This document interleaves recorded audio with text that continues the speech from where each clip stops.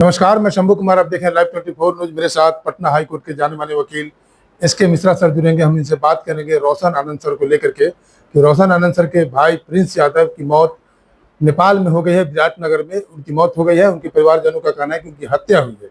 अब हम बात करेंगे, मौत हत्या की बात तो अलग है, लेकिन हम बात करेंगे रोशन सर का बेल नहीं हो रहा है, तो क्या उनकी भाई की मौत होने के बाद पैरोल पर वो बाहर आ सकते हैं कि नहीं, या जो सोमवार को जो सुनवाई होगी उस सुनवाई में उनकी बेल हो सकती है कि नहीं, ये दलील देकर के कि उनकी भाई की मौत नेपाल में हो गई है। सर, इस बात को इम्पोर्टेंस रखा जाएगा हाई कोर्ट में? नहीं, हाई कोर्ट का तो मसला ही अभी नहीं है। अभी इनका कोर्ट सेशन कोर्ट में बेल पेंडिंग है। मजिस्ट्रेट ने बेल रिजेक्ट किया। एडीजे 33 के यहाँ इनका बेल पेंडिंग है। कल इनका बेल की सुनवाई है। पिछले डेट पे खान सर के जो इनका अपोजिट पार्टी है, उनके वकील साहब ने मेडिकल ग्राउंड पे समय ले लिया था, इसलिए वो नहीं अपीयर हो पाए थे। तो आज ये लोग मेरे पास आए थे, रोशन सर के घर वाले, मतलब उनके जो ऑफिस वाले लोग आए थे अभी। तो बेसिकली हम तो अल्मोड़ा में थे, हम आज ही पटना आ रहे हैं, तो अभी उनसे मुलाकात हमारी हुई। हमने कहा कि अब कल वकालतनामा लेकर आइए, तभी अपीयर हो पाएंगे हम, चूंकि अभी जो एडवोकेट अपीयर हो रहे हैं उसमें हम कुछ नहीं कर पाएंगे। तो उम्मीद है कि कल इनको बेल डिसाइड हो जाना चाहिए। अगर दूसरे पक्ष के वकील साहब जिनको नोटिस किया गया, अगर वो अपीयर हो गए तो फिर इनके बेल बहस होगी। अगर बेल बहस होगी तो जो भी होना होगा कल हो जाना चाहिए। लेकिन मुझे लगता है कि मेडिकल ग्राउंड पे कोर्ट को ये बेल कंसिडर करना चाहिए, क्योंकि वो किडनी के पेशेंट है, पहली बात। नंबर 2, उनके अपने भाई जो पूरे ज्ञान बिंदु सेंटर को मैनेज करते थे, प्रिंस, उनकी हत्या हो गई है नेपाल में। हत्या या मौत ये कहना बड़ा मुश्किल है, लेकिन वो लोग 5 लोग थे, 4 लोग को हिरासत में लिया गया है नेपाली पुलिस के द्वारा, और इनके बॉडी में कहीं कहीं मारपीट के स्कार मिले हैं। वो स्कार जो चिन्ह है वो ये शो करता है कि कहीं ना कहीं इनके साथ जबरदस्ती की गई है और इनके खाने में शायद जहर मिलाया गया था, इनकी मौत हो गई है। तो अब ये कहना मुश्किल है कि उन चारों में से कोई अभियुक्त था या दूसरा कोई अभियुक्त है जो खाना में जहर मिला दिया या मिलवा दिया, या इनकी स्वाभाविक मौत हुई है, हार्ट अटैक हुआ है। तो भी मेडिकल रिपोर्ट, चूंकि आज ही की बात है ये, जब तक पूरी खबर नहीं मिल जाए तब तक ये कहना मुश्किल है कि उनके भाई प्रिंस की मौत हुई है या हत्या हुई है। लेकिन जो भी हुई है, इन्होंने अपने भाई को खो दिया है, और इसी 29 तारीख को उनकी बहन की शादी भी थी। अब तो एक भाई मर ही गया, दूसरा भाई जेल में है, और बहन की शादी 29 तारीख को थी। संभवतः शादी को टालना पड़ेगा। तो एक आफत तो उस घर में टूटी ही पड़ा है। छोटी सी बात जो लोग बैठ के आपस में समझौता कर लेते, बात कर लेते, बहुत बड़ी बात बन गई है वो। अब ये पॉलिटिकल इशू बन चुका है। सर, जिस समय रोशन आनंद सर को गिरफ्तार किया गया था, जिस मसले को लेकर के, क्योंकि जिस समय गिरफ्तार किया गया था तो इस समय ये हवा हुई थी कि गोली फायरिंग हुआ था, और ये पता चला कि रोशन सर की तरफ से गोली चला गया। लेकिन बात बाद में जब वीडियो वायरल हुआ तो पता चला कि खान सर के बॉडीगार्ड के द्वारा गोली चला गया था। तो यहाँ पर पुलिस जल्दीबाजी नहीं करती रोशन सर को गिरफ्तार करने में, क्योंकि जिस समय झड़प हुआ तो उस समय रोशन सर इन्वॉल्वमेंट भी नहीं थे, वहाँ पर थे भी नहीं। देखिए, उस समय जो एक रूमर फैलाया गया कि रोशन सर ने गोली चलवा दी, और खान साहब ने अपना बयान दिया कि उन्होंने अपनी आंखों से गोली चलते हुए देखा है, और एफआईआर में भी इसको लाया गया कि गोली चली है और मेरे गार्ड का सर फाड़ दिया गया है। तो पुलिस ने आनंद फानंद में हिरासत में ले लिया। जो गोली चलना आर्म्स एक्ट में आता है, लगे और न लगे, अगर लगे तो फिर मर्डर केस बन सकता है, कोई मरा तो, नहीं बना तो 307 पहले का 109 अब का बनेगा वो। तो कहने का मतलब ये है कि प्राइमा फेसी अगर देखा जाए वहां, तो गोली चलने की बात पुलिस ने भी मानी थी कि हाँ गोली चली है। ये अलग बात है कि दूसरे दिन खान साहब अपने को विड्रॉ कर लिए जब उनको ये मालूम हुआ कि उन्हीं के गार्ड ने गोली चलाया था। तो अगर ऐसा देखा जाए तो रोशन उसमें कहीं बेकसूर थे, क्योंकि वो सीसीटीवी फुटेज में भी कहीं नहीं है जहां ये इंसिडेंट हुआ या वारदात हुई, वहां वो रहे नहीं। वो क्लास में थे या कहीं बाहर थे, वहां मौका वारदात में नहीं थे। अब उनके गार्ड ने, खान साहब के गार्ड ने कॉन्फेस किया कि रोशन सर ने कहा कि मारो। तो ये गार्ड को कैसे मालूम हुआ कि रोशन सर ने कहा कि तुम मारो? क्योंकि स्पीकर तो ऑन था नहीं, या नहीं उसके कान में कोई ईयरबड लगा हुआ था कि वो सुन पाता। अब हम किसी से बात कर रहे हैं, ये कैसे मालूम कि हम किससे बात कर रहे हैं? और उतने भीड़ में ये आवाज सुन कैसे लिया कि रोशन सर ने कहा कि मारो? तो ये एक एलिगेशन था, या अपने बचाव में, सेल्फ डिफेंस में लिया गया एक हथियार था कि भाई हम ये कह देंगे तो हम बच जाएंगे।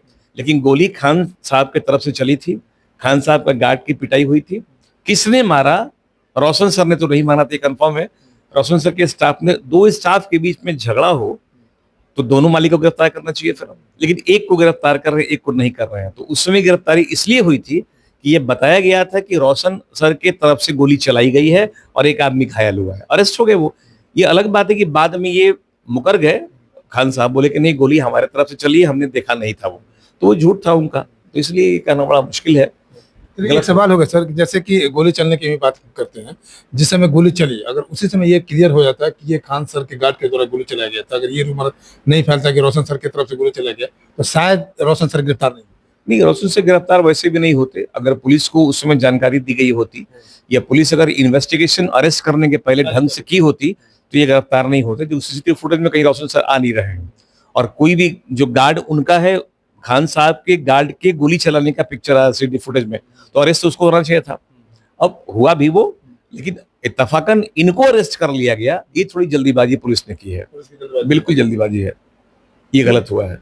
तो जल्दबाजी है। तो अब क्या आपको क्या लगता है कि हम पैरोल की भी बात कर रहे थे, चलिए बेल को हम साइड करते हैं, बेल मिले या ना मिले वो अलग की बात है, लेकिन पैरोल तो मिलने की संभावना है कि नहीं अगर ये लोग अप्लाई करें तो? नहीं, पैरोल किस ग्राउंड पे मिलेगा उनको? उनकी भाई की मौत हो गई, दूसरी दाह बात, संस्कार में शामिल हो गए। हाँ, दाह संस्कार के लिए तब तक तो इनका बेल ही हो जाना चाहिए। दाह संस्कार के होते होते इनका बेल डिसाइड हो जाएगा, क्योंकि कहीं ये आरोपित है नहीं, किसी मुद्दे में इन पे कोई भी एक्विशन माने कोई ऐसा नहीं है, कोई एलिगेशन के ऊपर नहीं कि इन्होंने गोली चलाया, इन्होंने मारा है, इन्होंने सर फाड़ दिया, ऐसा कुछ नहीं है। तो हो सकता है इनका बेल ही हो जाए, पैरोल की नौबत ही नहीं आएगी। अगर बेल नहीं होता तो ये मर्सी पिटीशन डाल सकते हैं पैरोल के लिए, पैरोल मिल सकता है इनको, बिल्कुल मिल सकता है। चलिए, आपने सुना पटना हाई कोर्ट के वकील एसके मिश्रा सर को, जिन्होंने कहा कि कल संभवतः है कि रोशन सर को बेल मिल सकता है। हालांकि उनकी भाई की मौत हो गई है, कानून में संवेदना का महत्व नहीं होता है, वहाँ पर लॉ काम करता है। तो लॉ की बात करें तो कल उनकी सुनवाई है, और सुनवाई जो पुलिस का भी जो डायरी जमा हुआ है उस जमा में साफ साफ कहा है कि हल्की फुल्की चोट है। उन्होंने पुलिस वालों ने अपनी डायरी में ये इस बात को मेंशन किया है। तो संभवतः है कि रोशन सर का कल बेल होने की संभावना है। सर ने भी कहा, मैं शंभू कुमार, कैमरा जर्नलिस्ट राजेश के साथ पटना। अगर मेरे चैनल को लाइक और सब्सक्राइब नहीं किए तो लाइक करें, सब्सक्राइब करें। Thank you so much. मतलब उनके जो ऑफिस वाले लोग आए थे अभी, तो बेसिकली हम तो अल्मोड़ा में थे, हम आज ही पटना आ रहे हैं, तो अभी उनसे मुलाकात हमारी हुई। हमने कहा कि अब कल वकालतनामा लेकर आइए तभी अपीयर हो पाएंगे हम, चूंकि अभी जो एडवोकेट अपीयर हो रहे हैं उसमें हम कुछ नहीं कर पाएंगे। तो उम्मीद है कि कल इनको बेल डिसाइड हो जाना चाहिए। अगर दूसरे पक्ष के वकील साहब जिनको नोटिस किया गया अगर वो अपीयर हो गए तो फिर इनके बेल बहस होगी। अगर बेल बहस होगी तो जो भी होना होगा कल हो जाना चाहिए। लेकिन मुझे लगता है कि मेडिकल ग्राउंड पे कोर्ट को ये बेल कंसिडर करना चाहिए, क्योंकि वो किडनी के पेशेंट है, पहली बात। नंबर 2, उनके अपने भाई जो पूरे ज्ञान बिंदु सेंटर को मैनेज करते थे, प्रिंस, उनकी हत्या हो गई है नेपाल में। हत्या या मौत ये कहना बड़ा मुश्किल है, लेकिन वो लोग 5 लोग थे, 4 लोग को हिरासत में लिया गया है नेपाली पुलिस के द्वारा, और इनके बॉडी में कहीं कहीं मारपीट के स्कार मिले हैं। वो स्कार जो चिन्ह है वो ये शो करता है कि कहीं ना कहीं इनके साथ जबरदस्ती की गई है और इनके खाने में शायद जहर मिलाया गया था, इनकी मौत हो गई है।